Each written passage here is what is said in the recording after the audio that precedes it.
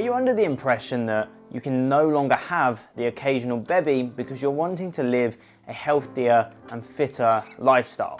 I'm Connor Sleeman and I help guys and girls ditch the short-term tactics, drop body fat for good, and build a physique that they're truly proud of.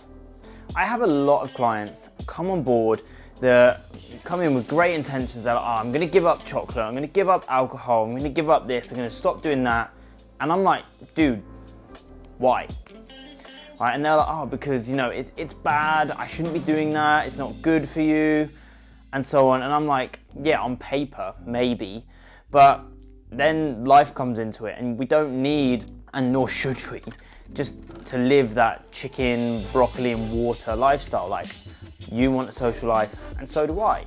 Now, what I say to them is we shouldn't do that. And I'm very, very insistent on that.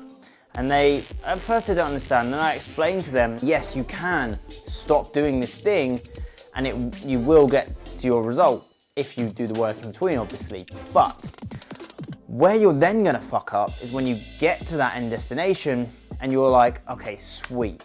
Now I'm in the shape I want. I can now do these things I was doing before. However, those things you were doing before are probably what got you to where you were in the first place. So by going back and managing them how you did before will probably take you back there. So it's best that we instead learn how to manage these situations. We actually learn how to, do life so we can get the result and then keep the result. Something I always say is, if not now, then when? You're going to have to learn how to do it at some point or another. And if you're from the UK, like myself, avoiding alcohol forever probably isn't going to happen. With alcohol, I want you to remember this. First of all, ask yourself, what do you want? Do you want quality or do you want quantity? Now, what I mean by that is, if you're just looking to have, say, 1 or 2 drinks that you really, really enjoy, maybe with a partner, with a friend, whatever. If you're just looking to have 1 or 2, then, you've got enough leeway probably to go and have the drink that you truly, genuinely want. If you want a pint of beer, you want a glass of wine, cool, go for it. And then we can factor that in.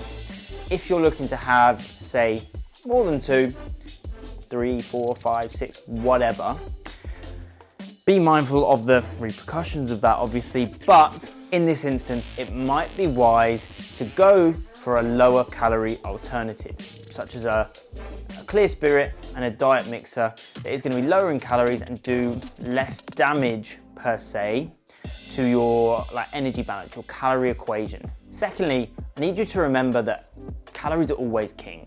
So plan ahead and take into account those calories that you are intending on drinking.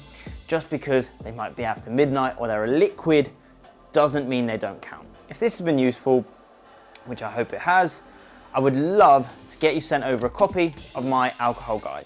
It'll cover all things planning as well as a complete alcohol cheat sheet. If you're watching this on YouTube, just click the link in the description and request access to the file.